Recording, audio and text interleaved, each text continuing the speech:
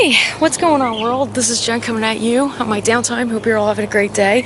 And I think this is going to be basically the first vlog that I'm going to be doing about the shift. Now, I honestly believe that this shift that is happening means a lot of different things to a lot of different people. And I'm pretty sure that it means, personally, I've been experiencing that it means a lot more than just one thing to me.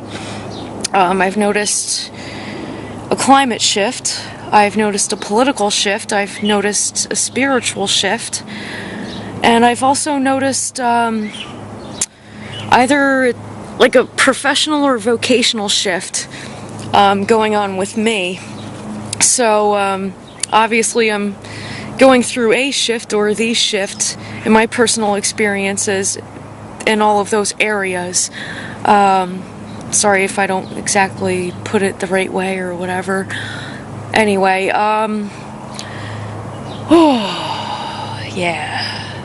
Technically last year I started working for another parking company, and the reason why I took on that job is because I realized that I still have student loans remaining. They're on deferment right now, and I'm going to basically start paying them off July this year. So good luck to me trying to get the money to start doing that with. Yeah, so I guess I'm gonna start touching on my professional and vocational life. Okay, cool. Yeah, so technically I started working in the parking industry 2 years ago, back in 2010. I started out in traffic. I even became a supervisor of traffic with the company that I was working with at the time, and I was also attending another garage, so I was working between two locations. This time around with this company, I started out in traffic again, and I basically did basically the same kind of job out in traffic that I did with the first company that I was working for. I was actually directing traffic right in the middle of the street, you know, as any other traffic guard would do. Because of the post that I had started out with, I didn't necessarily have to worry about pedestrians so much, so I wasn't crossing people, but I was directing traffic last year during the soccer season. Of course, the soccer season had begun already this year, during March. Not sure exactly which date, but it did start last month this year. And I'm not working in that first location, just doing traffic anymore. I'm basically attending a garage, so I'm between doing a lot of jobs, basically. Cashier, directing traffic, of course crossing people, setting up signs and everything, doing maintenance, just basic maintenance, opening up the garage. I've never closed the garage yet, and I don't think I ever will, because it seems only a manager can close the garage, unless I'm there during the weekend, like Saturday or Sunday, and I'm closing the garage. I've only opened it.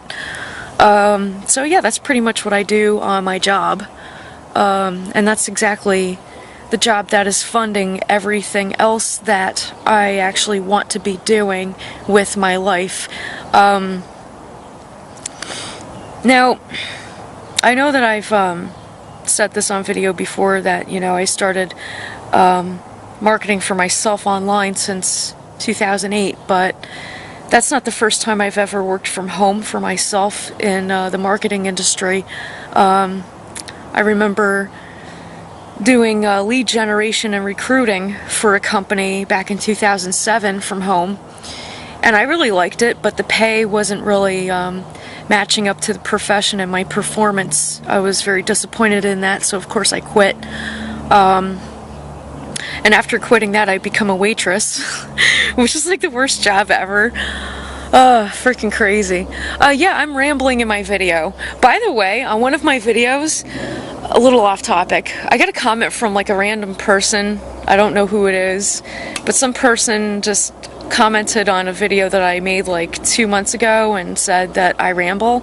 Yes, I have a habit of doing that. I'm not going to try to change it because I have so much on my mind that I just want to get it all out. So if I'm rambling, it's not really rambling, it's just that I'm like kind of touching on everything that I'm thinking about. And I'm sorry if it displeases some people, but that's what I do. Yeah. So yeah, basically, you know, after I had left the company that I was working for from home back in 2007, I became a waitress. And then after becoming a waitress, I worked for a small trucking company as a marketing manager, just for that, I don't know if I should call it a division or whatever, that was just my position, marketing manager. I didn't have a team. I wasn't managing a team or anything. I was alone doing it, all by myself, which was a huge challenge because before that, any marketing that I've done in corporate America had always been with a team of people. So it was a huge change for me, and I enjoyed it because I learned not only how to become dependent, but how to support myself while being independent. And to be honest and blunt, the only way that you can support yourself when you're independent and not working with a team of people is to rack in your own bacon, so to speak. I hate to put it that way because I don't want to sound all macho, but it's true. The only way that you can support yourself in your independence financially is either to take another job on the side to support what it is that you really want to do, or you gotta really be making it. You know what I mean? Like, you know, without the fundage, you can't keep going. So I'm just saying, it's a fact of life, you know. So, anywho, mug of the day. Of course, it looks all blank, but this is actually the one from Mystical World over in Lyndhurst. Yeah, got my coffee, so I'm just chilling out outside. Earlier, honestly, I felt so horrible. I felt so horrible physically because I had just gotten over the flu that I had the week prior, and this week I'm fine as far as, you know, flu symptoms goes, but I'm still like stuffed up. I'm still coughing a lot to the point where I'm like hawking up loogies and stuff. It's really disgusting. And I honestly think it has to do with, you know, not just getting over, you know, the flu and having like light cold symptoms, but it's also kind of going into allergic symptoms. You know, I have allergies, seasonal allergies and stuff like that. So, like, one thing is kind of bleeding into the other, which kind of makes me think of, you know, the climate change that's going on.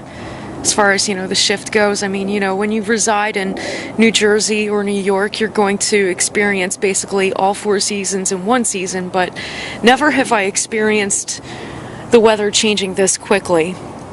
Literally, like, one day it'll be 40 degrees out, the highest, and then the next day it's 80 degrees or 60 degrees. So, like, you're basically, your body is really having a hard time adjusting to it. And that's what's been going on with me, which is probably why I've been sick. Not good. I mean, I'm trying to do everything right for myself to take care of myself so that I don't become sick, so that I can work. And when I'm not working and I'm here at home, I'm doing what I want to do. You know what I mean? Which is, of course, you know, the usual. You guys know me by now. Anyway, I just wanted to, while I'm rambling, I just wanted to give a big shout out and thank you to all of my new subscribers. I've noticed a little spike or a little hike, or whatever you want to call it, in viewership. I see that you know, a couple of people have subscribed to me. This one person had commented on the last video that I did, saying, you know, I see that you're not really so much focusing on the quote-unquote serpent energy as far as the shift goes.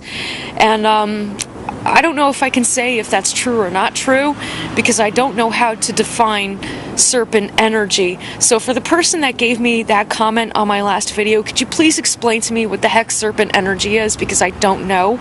If you could, I'd really appreciate it. Thank you so much. I don't know everything. Oh wow, yeah, shocker, whoopty crap. Dude, come on. Whatever. I'm just saying, I don't know what it is, so if you could tell me, I'd really appreciate it. Yeah. But I think if anything, like, while I'm here and talking about that, I think if anything, even though I don't know the definition of it, like, what it feels like to me, serpent energy, is a negative connotation to humanity. Like, I don't know. I wouldn't say that the serpent in itself is a negative being or a negative symbol. However, well, as a pagan, as a Wiccan, to me, a serpent is not necessarily a negative or evil thing. It just is. It's just a being. It has its own traits. It has its own energy, in which, of course, you could find your answers from if you watch them and their behavior, or you can draw energy from if that's what you want to work with. But back to the spiritual shift. Here we go. I'm just everywhere today, man, because I'm just chilling. I don't have any structure today, so yeah. I'm totally cool with it too. But yeah, like, as far as, you know, what this person meant by serpent energy, I grabbed from this person that what he or she means is like something negative as far as authority figures goes and stuff like that, or even the medical field, because the serpent is also a symbol for the medical field. So I'm thinking maybe it has something to do with that. I don't know. I'm thinking more toward the authoritative figures. I think maybe that's what this person meant by serpent energy. Yeah. But yeah, I have noticed that. I have noticed that generally in the state of New Jersey, it's become a police state. Here we go with the political shift, basically. I've noticed that the police have become more unnecessarily vigilant. And what I mean by that is, the other day when I was coming back from work, I was standing at the Penn Station waiting for my bus, and I see like two or three cops going into one of the areas that you're, like, one of the terminals that you wait for a bus at. And two more police officers show up, and of course that's going to draw attention when you got like 5 police officers in a situation. So you're going to want to look at what's going on, right? Of course, absolutely. Even with 1 or 2 police officers, you're going to want to know what's going on. It's Newark. Okay? So I'm standing there, and I'm watching what's going on, and it looks to me like there's just one woman sitting there. She looked sluggish, like maybe she was tired, or maybe she had been on drugs or something, because you do have a couple of people that regularly frequent that area that have drug habits and that kind of do that quote-unquote crackhead lean. I hate to put it that way because it sounds mean, but it's true. You got a couple of people that are abusing drugs that frequent that area, so I was assuming that was the situation, being that there were 5 officers. One of them was looking through her cell phone, which I found odd. Why would you look through a person's cell phone? You know, like, you say that you're just making a call or whatever, which kind of made me think either her privacy was being violated, or she may be involved with drugs. Because anybody who's involved with drugs, automatically, all of them have cell phones. It doesn't matter how broke they are. They could be homeless and have cell phones because they're into drugs, you know what I mean? But I found that kind of odd. So I was looking at the situation to try to figure out exactly what was going on, whether this person really was tired and her privacy was being invaded by an officer going through her cell phone, or if she really was on drugs. I didn't know what the situation was, so I was looking the entire time, just scoping out the situation, while everybody else around me and in the area was, like, basically asleep, is what I call it. None of them were watching the situation. They acted like they didn't want to know about the situation, I guess, because they're too afraid of being approached by officers, but I wasn't. I was watching the whole situation because I was concerned. I didn't know what was actually going on. So this officer walks over to me and asks me, are you okay? Is everything all right? I said, yeah, I actually wanted to ask you the same thing. And he says, okay. And I said, what was going on with that woman? What happened? He's like, oh, well, you know, she fell asleep. That's all he said to me. I swear, a lot of the officers, not all officers in every area are like this, but this one particular officer was. I swear the way that he answered me reminded me a hell of a lot of watching the mainstream news. He was covering something up. It was ridiculous. It's like, I'm a concerned citizen. I want to know what's going on. I want to know why there are 5 officers on one woman looking through her cell phone and shit. You can't just tell me the truth. But anyway, you know, he answered me by saying that. I said, okay. And he's like, well, if you were so concerned, you know, or whatever, why didn't you come over and ask us what was going on? I said, well, I just wanted to watch from the side, just to decide for myself what's going on, because more than half the time nobody tells me the truth anyway. I answered him just like that. I told him the truth. I was honest. And so he said, okay, that's fine. And he said, so are you here a lot? I'm like, yeah, I'm here a lot. You're going to see me very often because I work in this area. I work on the corner of Raymond and Mulberry Street. So you're going to see me a lot in this area. And I did tell him just like that, you were going to see me a lot in this area. And so he says, okay, where are you from? I said, Kearney. I'm from Kearney. He said, oh, I thought it was pronounced Kearney. I said, no, it's pronounced Kearney. Of course, yeah, this is when he becomes a wise guy. Just because I showed him, basically, I'm not afraid to be a concerned citizen. Because I showed him that I'm a concerned citizen by watching the situation that had happened with the 5 cops on one woman, he felt like being a wise ass because I showed him that I'm not afraid. That I'm not afraid of the authorities. I respect them, but I'm not afraid of them. And he basically said, no, it's pronounced Kearney. I think you're pronouncing it wrong. I said, okay. For somebody who's lived in Kearney my whole life, I think I should pronounce it correctly, but thank you for the compliment. And he said, okay, thank you, have a nice day. I said, that's right, you too. See, that's a problem.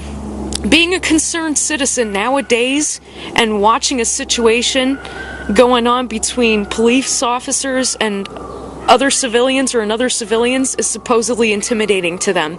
They do not like that for some reason. If you happen to be a concerned citizen, I know I said this already, and you're watching a situation and you happen to be just standing there on the sidelines, not falling asleep, not minding your own business, but actually paying attention, that intimidates them. They don't like it when citizens pay attention to them.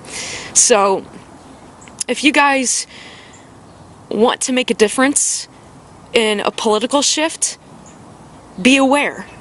Be aware. And show the authorities that yes, you do respect them, but you're not afraid of them. And that it is your civic right to be able to pay attention to a situation that is occurring right in front of your face. Show them that you are not going to just turn away, that you're not going to just turn your cheek and ignore things. Because if this country is going to be free, and we're going to keep our rights, we have to keep looking out for one another. Okay? And we also have to keep paying attention to everything that's going on around us. The less that we pay attention, and the less likely we are to help one another out, the more we're going to lose. So, just remember that. Yeah, so as far as, you know, the political side of the shift is going, that's what's happening. That's an example from my personal experience 2 days ago that I have to share with you. I might start, of course, what am I going to say? I don't know. I'm definitely going to keep going with this vlog series. So yes, definitely stay tuned. Thank you for watching me and for subscribing. And, I don't know exactly what part of the shift I'm going to be talking about the next video, but I had to share this with you, and thank you very much. You guys have a great day.